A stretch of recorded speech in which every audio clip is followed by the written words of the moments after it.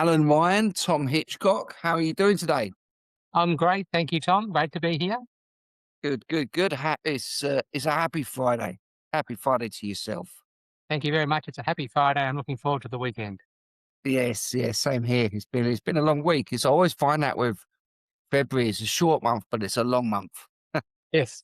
Yes, you have to get a whole month's worth of work done in 2 or 3 or 4 days less.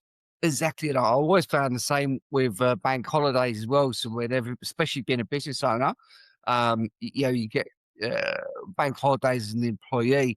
Then it's celebration time. But as a business owner, it's quite painful. And then Yes, the same principle is you got to get a lot more done, in a lot less time. I agree. Absolutely agree. Anyway, I'm rambling. Okay. Your job is to shut me up. Okay. Yeah. Everyone's here to hear your story, Alan. So without further ado, please introduce yourself. Well, thank you very much, Tom. I'm Alan from the Hargraves Institute. I founded the Institute in 2006, and we were founded on the belief of making companies be able to grow through innovation. How you help organizations grow through innovation. And we work with many organizations across the world. And we realize that the secret sauce is collaboration, how the organization works together with its teams and its people. And then we really drill down and we found the most successful organizations, and we've dealt with some of the best, the Cochlears, the ResMeds, Westpacs, Cadbury's, BlueScopes. It comes down to how well the teams work. It comes down to the driving force behind what we call a thriving team. And thriving teams drive the success of organizations. And so I've spent the last decade or more understanding how do you deliver thriving teams in business. Okay. All right. So I think I understand your messaging at its core. I'd like to delve a little bit more into your definition of innovation. Well, innovation is one of the most overused words and with multiple definitions. Innovation, at its simplest sense, is implementing an idea that adds value, doing something that adds value to your business. Whether the idea is a wow, big idea or a little idea, whether you've created the idea yourself with a brainstorming session, or whether you've borrowed, Tom, an idea from somebody else, I don't care. What I care about the fact is that you've implemented something and it's added value to your business. You've done something different that's added value to your business. Nobody will worry where the idea came from, who it is, or whatever. What they really worry about is, has this made my business better? So innovation is implementing ideas that add value, and let's focus on the value. Let's not focus on the idea. So what I talk about quite regularly is the currency of outcomes. And we take on interns sometimes so they can get used to the world of work. And we talk about the currency of outcomes. People want to see what change, what impact you have put into an organization, a business. So anyway, sometimes I like to look at a concept, a construct, not just on how we define it. As you said, innovation has multiple definitions, if you like, and I agree, it's overused. But sometimes it's easier to understand when we look at how not to do things. Okay. How not to do things. Uh, Yes. So there's lots of organisations that are not very innovative, and their outcomes are represented by that. What would you say they would be doing incorrectly if they're wanting innovative results? Well, companies that are not innovative are really what we sort of think stuck in the best practice world. They're saying what we're doing is best practice. What we're doing is right. What we're doing is what our competitors are doing. When we benchmark ourselves, they score 7.2, say we score 7.1 or 7.3. Therefore, we're best practice. We're going to continue doing what we're doing. We're good at it. We're comfortable at it. That's best practice. And what we say to them, well, that's all very nice, but sometimes the world changes. And why don't you want to be 8.2 or 9.2 instead of 7.2? And so a lot of companies that are not innovative are really, really good at what they're doing. They're just stuck in the rut of doing the same thing over and over again. And they can also be highly profitable today. Will they be highly profitable tomorrow? And so innovation is about how you continually change. And the companies that don't innovate are really, really good at doing the same things over and over again. We discovered this during COVID, because when COVID came, a lot of the companies that were really, really good at doing things the same way faltered a bit because they suddenly had to go to hybrid work. They suddenly had to give everyone computers. They suddenly had to trust people. Whereas the companies that were good at adapting, and the word we love to use is adapt, the companies that were good at adapting were the ones that actually came out of COVID stronger than the companies that did best practice. And right now, Tom, one of the issues people have is they want everyone to come back to the office. Let's get everyone back to the office because that's what it was like before COVID. And we were really, really good before COVID. And therefore, we want everyone back to the office and we can see you working. And the world has changed and the world is a bit different. And your competitors may not be back in the office. And so, therefore, your best practice is not what's needed in the future. So, some of the most uninnovative companies are some of the best companies at the moment, and they may not be the best companies tomorrow. Love it. And you lamented the point quite a bit onto best practice, and it's best practice is worn as a badge of honor, and rightly so. But it's interesting you've picked on this with the spirit of innovation, because spirit of innovation is a lot more future thinking, and probably has some more ambition attached to it than the conservative comfort zone of best practice.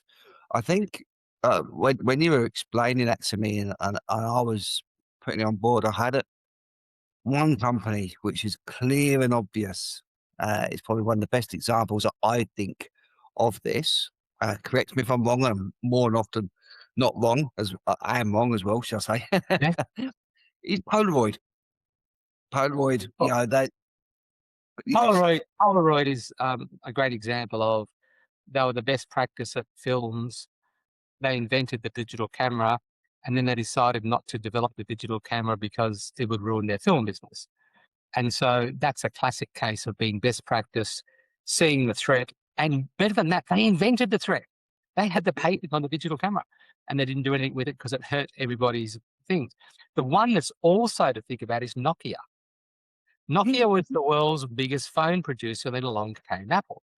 And Nokia did absolutely nothing wrong. Apple just saw something different, did something different, produced a product that wasn't as good as a Nokia phone at day one, and people fell in love with it. And then Nokia, which was the world's biggest phone company, became one of the world's smallest phone companies. However, Nokia learned a lesson, and a friend of mine works at Nokia, and Nokia said, "Well, we've lost the fight for phones, so we can't go back and take on Apple for phones because we missed that. Every phone needs an antenna out in the street to connect to it. Everyone needs a cell tower. Therefore, we were building cell towers." So Nokia became the world leaders of cell towers, and they now sell all the infrastructure that pipes all the internet around and all the mobile phones around, and they don't sell phones. So one of the key things that I like to take away is that just because you were best practice and somebody else produced something that put you out of business or affected you, then you can then get yourself and change into something else that you can work. Doesn't mean you're dead. And if you now look, and I haven't looked recently, Kodak is still a business, and Kodak is still a very successful business. It's just doing different things. So one of the key messages about innovation and best practice is you can change from best practice to innovation and move in, and as long as you're prepared to adapt, like Nokia did, prepared to adapt like Kodak's done, you can still be in existence. You're just doing something different to what you were doing before. okay. All right. So thinking about listeners here, and people who are hopefully enjoying this conversation, we have lots of business owners in here. We have lots of people that are enjoying their career. So if they were to try to implement the lessons of what you're talking about there in their career, and even their day-to-day life, what would be your advice to them? My advice to people is a focus we've got on at the moment, which is careers for young people, is Bill Gates had a buddy when he started Microsoft. Steve Jobs had a buddy when he started Apple. When you look back, and I can't, Sergey had a buddy when they started Google. When you look back on a whole bunch of business startups, unicorns, there's two of them.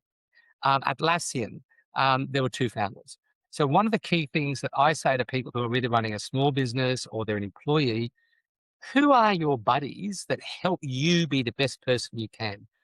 Who is someone that you talk to and work with to help you be the best person you can? Who is your career buddy? Who is your work buddy? Who is someone that when you put yourself together, the classic formula is 1+1=3. And so you and your buddy together can do amazing things. And so one of the biggest drivers of culture in companies is the question, do you have a best friend at work? And if you have a best friend at work, it's a driver of company performance and outcomes because it means that people are talking with each other. And so I do a little quiz, and Tom, you can think about the answer to this. I won't ask you for the answer. But number one, do you have a buddy at work that you love to go to work with you, talk about things about? Number two, do you have a great team at work where you really like to work with them, they're great with them, and you may fight and argue, but you're a great team? And number three is, do you have a great boss? Someone that's developing you, helping you, challenging, buddy, team, and boss. And when I was at a big conference and I asked 500 people that, then I said, put your hand up if you scored three. And they all put their hand up because everybody during their career has had a buddy, a team, and a good boss. Then I asked the final question, which was, tell me about your job now. Does your job now score three? In your job now, do you have a good buddy, a good team, and a good boss? And all the hands went down. Because having a good buddy, a good team, and a good boss at the same time is the sign of a high-performing organization and a high-performing career. And that's the challenge. And that's why people leave organizations. You have a wonderful organization and your best engineer resigns because they don't like their boss. They don't like the team's having a fight or something like that.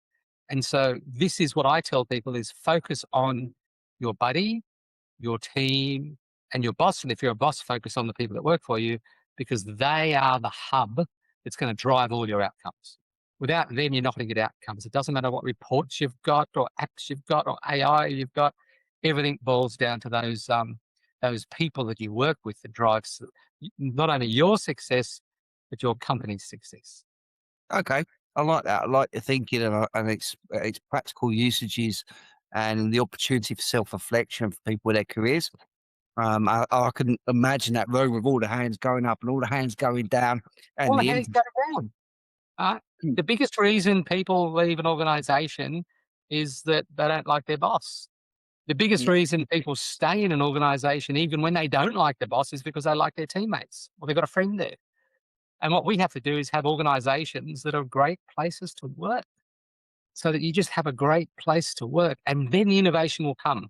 Then the best practice will come. Then the outcomes will come because it's a great place to work because you've got great relationships. Okay, and a little bit more about yourself, Alan. What was your prequel to Hargraves Institute? Um, So, what what was your so journey? I shouldn't jump in. I'll do that. I think I'm an engineer. I'm a mechanical engineer. I spend a bunch of time in the automotive industry making cars.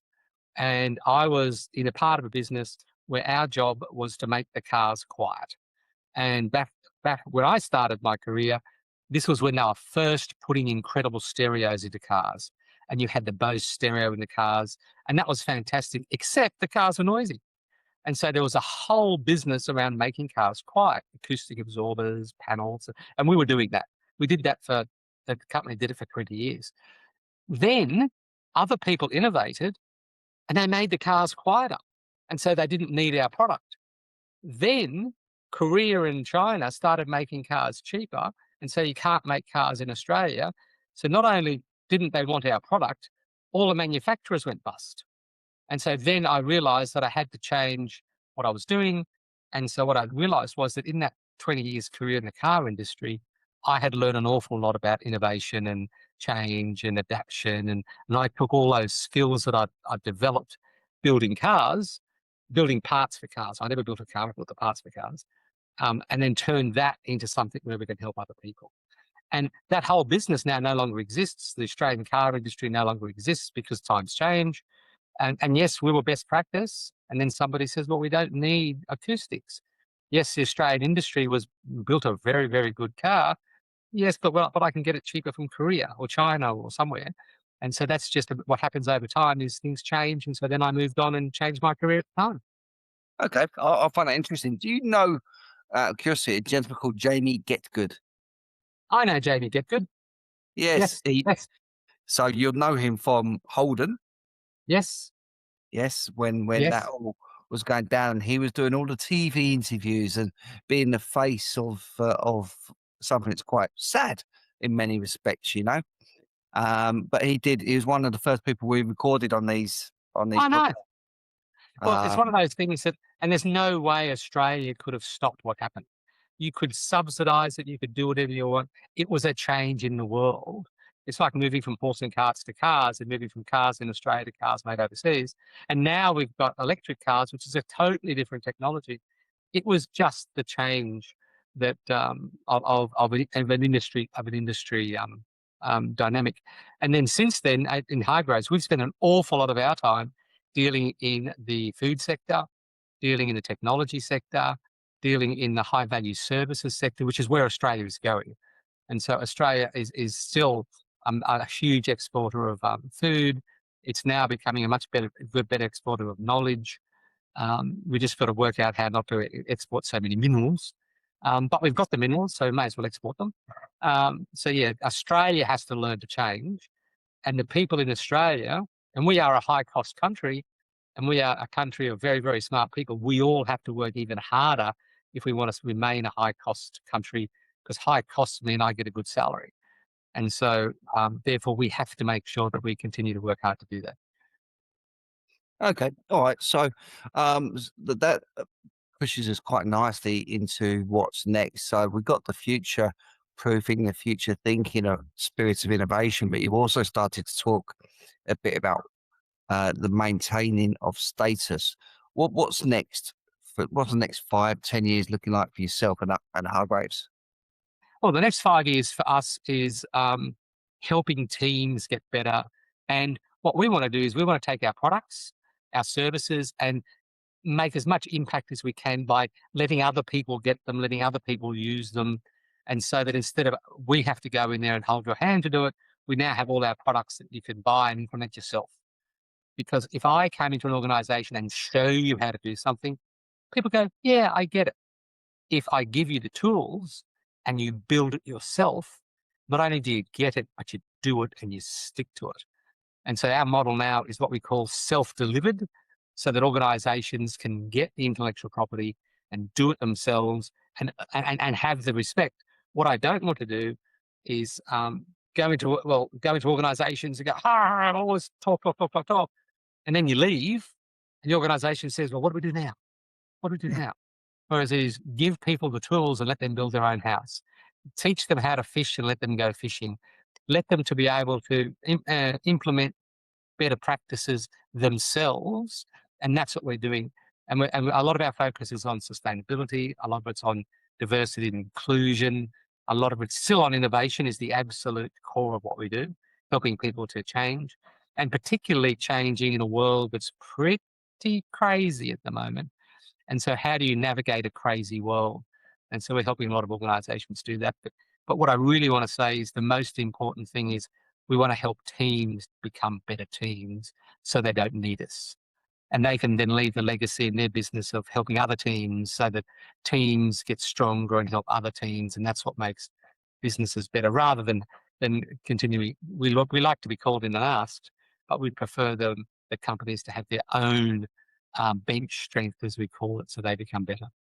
Okay, I love all that, and I can imagine many of our listeners will enjoy where you're going, where you come from, and what you bring to the world. Anybody that's listening to this and wants to reach out to you, what would be your preferred method of communication? Well, I'm very well connected on LinkedIn. So Allan Ryan, ALLANRYAN on LinkedIn. I'll always connect and talk to people. You don't need to just go follow, just send me a connection request, and I'm really happy to connect. And what we've done on our website, hargraves.com.au, it is we put an awful lot of tools up there for free.